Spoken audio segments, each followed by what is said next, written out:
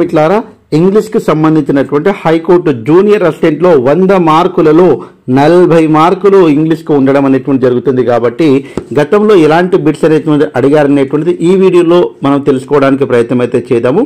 దీని గురించి సిలబస్ అనేటువంటిది మనం ఎక్స్ప్లెయిన్ చేసాం కాబట్టి తప్పకుండా ఇంగ్లీష్ లో ఉన్నటువంటి సిలబస్ ఏంది ఉందనేటువంటిది పూర్తిగా ఒకసారి తెలుసుకున్నాము. దీంతో పాటుగా ప్రీవియస్ క్వశ్చన్స్ అనేటువంటిది ఏ రకంగా ఉన్నాయనేటువంటి తెలుసుకుంటే ఇవన్నీ కూడా మీకు ఫ్రీగా ఈ 40 మార్క్స్కి సంబంధించిన టాపిక్స్ అన్నీ కూడా ఫ్రీగా అందిస్తాను. కాబట్టి ఈ టాపిక్స్ అన్నీ కూడా మన యొక్క ఛానల్లో ఆల్రెడీ వీడియోస్ ఉన్నాయి. అదేవిధంగా మన యాప్లో కూడా దీనికి సంబంధించినటువంటి అనేక వీడియోస్ ఉన్నాయి. కాబట్టి వీలైతే మన యొక్క యాప్ను మీరు డౌన్లోడ్ చేసుకోవాలని మనస్ఫూర్తిగా కోరుకుంటూ ఈ యొక్క 40 బిట్స్ అనేటువంటిది చేయడానికి ప్రయత్నం అయితే చేద్దాం. చూడండి, ఇక్కడ ప్యాసేజ్ ఇచ్చారంటే కాంప్రహెన్షన్ అనేటువంటిది ఇంపార్టెంట్ అని చెప్పాను.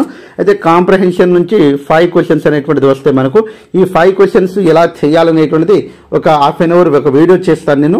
కాబట్టి ఈ 5 క్వశ్చన్స్ ఇప్పుడు స్కిప్ చేసేసి మిగతా క్వశ్చన్లు ఎలా అడిగారు, గతంలో ఎలాంటి బిట్స్ అడిగారు అవన్నీ కూడా చేయడానికి ప్రయత్నం అయితే చేద్దామండి. మెయిన్గా చూసినట్లయితే ఈ 5 క్వశ్చన్స్ స్కిప్ చేసేస్తున్నా. ఇక్కడ మనము ఇక్కడ 6th క్వశ్చన్ నుంచి చూద్దామండి. చూడండి, 6th క్వశ్చన్ చూసినట్లయితే I requested the angry customer to calm down and not shout me. కాబట్టి ఇక్కడ ఐ రిక్వెస్టెడ్ నేను అతనికి బ్రతిమిలాడాను. ద యాంగ్రీ కస్టమర్ ఎవరికి, కోపంతో ఉన్నటువంటి వినియోగదారుని, టు కామ్ డౌన్ కామ్గా ఉండమని, నాట్ షౌట్ మీ కాబట్టి కొద్దిగా అరవద్దని చెప్పాను, అంటే నా వద్ద అరవద్దు అనేటువంటి చెప్పాను. అయితే ఇక్కడ చూడండి, మనం కామన్గా షౌట్ అనే పదం తర్వాత ఏ ప్రిపోజిషన్ వస్తుంది. ప్రిపోజిషన్స్ అనేటువంటిది కొన్ని పదాల తర్వాత కొన్ని వస్తాయనేటువంటి రూల్స్ అండ్ రెగ్యులేషన్స్ ఉన్నాయండి. ఇది 1110 నుంచి 1113 పేజీ నెంబర్ 10th క్లాస్కు సంబంధించినటువంటి ఒక టేబుల్ ఉంటుంది. ఆ టేబుల్లో ఈ బిట్స్ అనేటువంటిది ఉంది.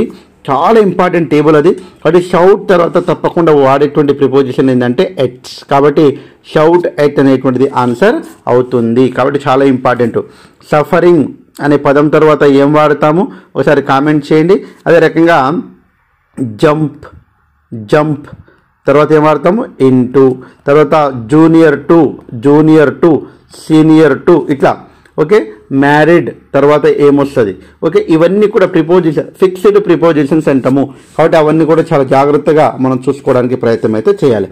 నెక్స్ట్ క్వశ్చన్ వెళ్ళిపోయినట్లయితే I poured a lot of honey. I poured అంటే పోయడం అన్నట్టు. I poured a lot of honey dash the cake. Okay, it was delicious. Delicious అంటే టేస్టీ, చాలా రుచికరమైనటువంటిది అని అర్థము. కాబట్టి పోర్డ్ అంటే ఇక్కడ చూడండి, కామన్గా హనీ ఏం చేశాడండి, అండర్ కేక్ పైన మనం పోస్తాం కానీ అండర్, కాబట్టి అండర్ కాదు, అంటే క్రింద కాదు. అంటే ఇక్కడ చూడండి, ఇక్కడ ఒక కేక్ ఉంది.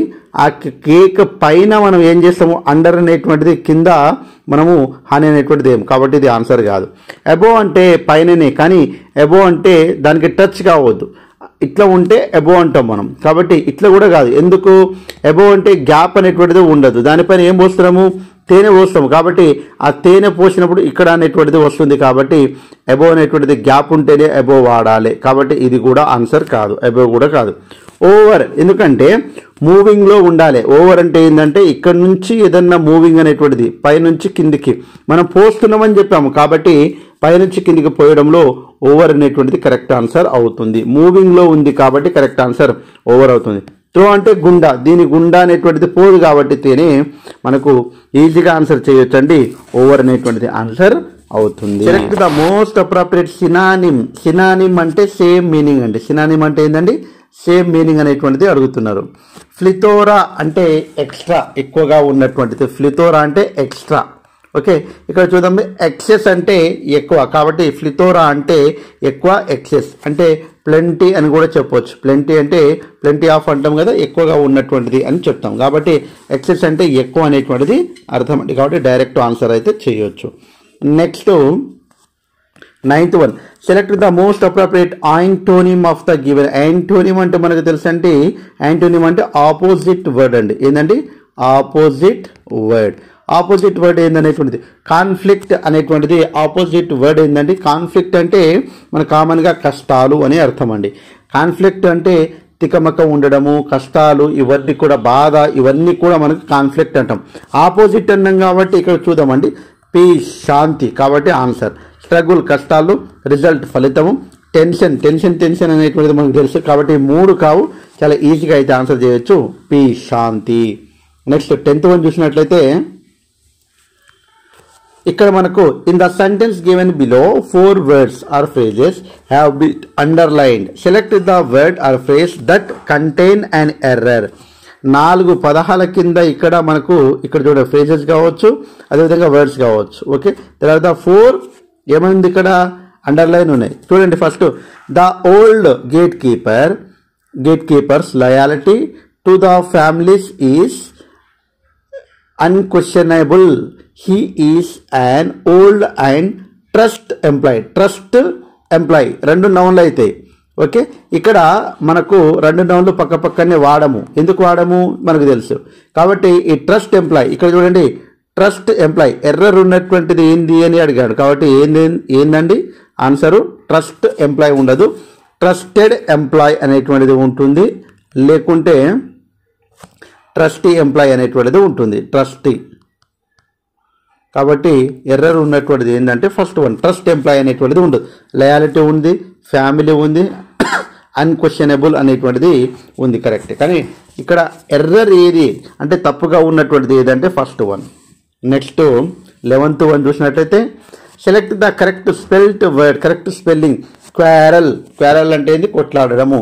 కాబట్టి ఇక్కడ కామన్గా QUARREL ఆర్ అనేటువంటిది గుర్తుపెట్టుకోవాలి ఎప్పుడైనా, ఇది ఈజీ అండి. నెక్స్ట్ 12th వన్ చూసినట్లయితే ఇది కూడా చాలా ఈజీ అండి. A job for which one is not paid అంటే శాలరీ ఇవ్వరు వాళ్ళకి ఏమంటారు హానరరీ అంటారు. మనం హానరోరియం, అదేవిధంగా మెమెంటో కాదండి, టోకెన్ కాదండి, హానరోరియం కూడా కాదు, హానరరీ గౌరవము. కాబట్టి answer first one. A job is not paid ఇది కూడా 10th క్లాస్లో మనకు ఫస్ట్ యూనిట్లో ఉన్నటువంటి 1 word సబ్స్టిట్యూషన్లో మనము ఇది చెప్పుకుంటామండి. 1 word సబ్స్టిట్యూషన్లో చెప్పుకుంటాము, చాలా easy. Question, select the most appropriate synonym of the given word. Synonym అన్నాడు. సినానిమ్ అంటే ఏంటండి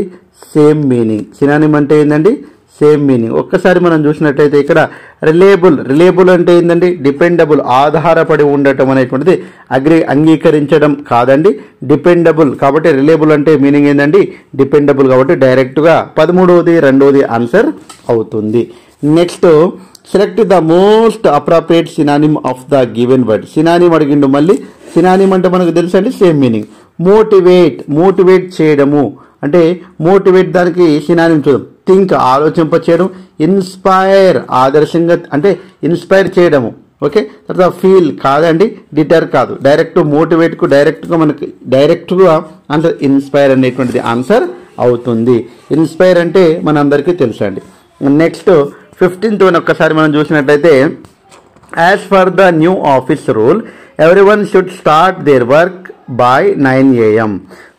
అంటే న్యూ ఆఫీస్ రూల్ ప్రకారము ప్రతి ఒక్కరు కూడా తప్పకుండా తమ వర్క్ను 9 గంటలకు ప్రారంభించాలి. నో వన్ ఈజ్ యాన్ ఎవరిని కూడా అందులో మనకేం చేయొచ్చు ఎక్సెప్షన్ అంటే ఏంది నాన్న కామన్గా మనకు తెలుసు, ఎవరిని కూడా వదిలిపెట్టేది లేదు, ఎవరికి కూడా ఎక్సెప్షన్ అనేటువంటిది లేదు. కాబట్టి ఎక్సెప్షన్ అనేటువంటిది ఇక్కడ ఆన్సర్ అవుతుంది డైరెక్ట్గా. ఓకే, అంటే వదిలిపెట్టేది లేదని చెప్తుంటాం కదా కామన్గా, అట్లా అన్నట్టు. ఓకే, నెక్స్ట్ 16th వన్ ఒక్కసారి మనం చూసినట్లయితే Rita has 2 brothers but she is the apple of her father's eyes. అంటే apple of her father's eyes అంటే చాలా ప్రేమగా, చాలా ప్రీషియస్ అంటే విలువైనటువంటివి ఆ యొక్క ఐస్ అనేటువంటిది. కాబట్టి will get her father's money కాదండి, డిస్లైక్డ్ బై ఆల్ కాదు, వెరీ ప్రీషియస్ అండ్ లవ్డ్. కాబట్టి 3rd వన్ ఆన్సర్ అవుతుంది 16th one. Next 17th one ఒక్కసారి ఎర్రర్ మనకు ఐడెంటిఫై చేయమంటుండు. His parents are very supportive of all his plans. Okay, అంటే they are the reasonable for his success all his efforts. Reasonable for his success కాదు, reason for his success. కాబట్టి reasonable అనేటువంటిది ఏమవుతుంది మనకంటే error అవుతుంది. కాబట్టి ఎర్రర్ని identify చేయమన్నాడు కాబట్టి ఆన్సర్ ఫస్ట్ వన్ ఆన్సర్ అవుతుంది. నెక్స్ట్ 18th వన్ ఒక్కసారి మనం చూసినట్టయితే last month his health suffered A set back and so he performed very poor in the examination. కాబట్టి ఇక్కడ చూడండి, last month his health suffered set backs, కరెక్టే అండి. He performed ఇది కూడా కరెక్టే. ద ఎగ్జామినేషన్ కూడా కరెక్టే. పూర్ కాదు, ప్యూర్లీ ఇన్ ద ఎగ్జామినేషన్. కాబట్టి ఇక్కడ మనకు ఇక్కడ 18th one, 3rd one answer అవుతుంది. నెక్స్ట్ 19th వన్ ఒకసారి చూసినట్టయితే, something that happen once in 2 years. Okay, 2 సంవత్సరాలలో 2 ఇయర్స్లో ఒక్కసారి జరుగుతుందంట. ఏంది దానికి ఏమని చెప్తారు? బైనియల్ అని చెప్తారు. ఓకే, బై ఇయర్ కాదు, బైనియల్ అనేటువంటిది ఆన్సర్ అవుతుంది.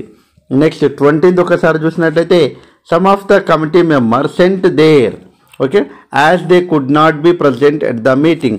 Some of the committee members అంటే ఆ కమిటీ సభ్యులు అక్కడ అటెండ్ కాలే, కాబట్టి వాళ్ళు ఏం అడుగుతారు? అపోలైజెస్. అంటే ఇక్కడ కమిటీ మెంబర్స్ ప్లూరల్ ఉంది కాబట్టి అపోలైజెస్ అనేటువంటిది కూడా ఇక్కడ మనం తీసుకోవడం అనేటువంటిది జరుగుతుంది. అపోలైజెస్ అంటే క్షమాపణలు అని అర్థము, కాబట్టి అపోలైజెస్ అని ఇక్కడ ఆన్సర్ అవుతుంది.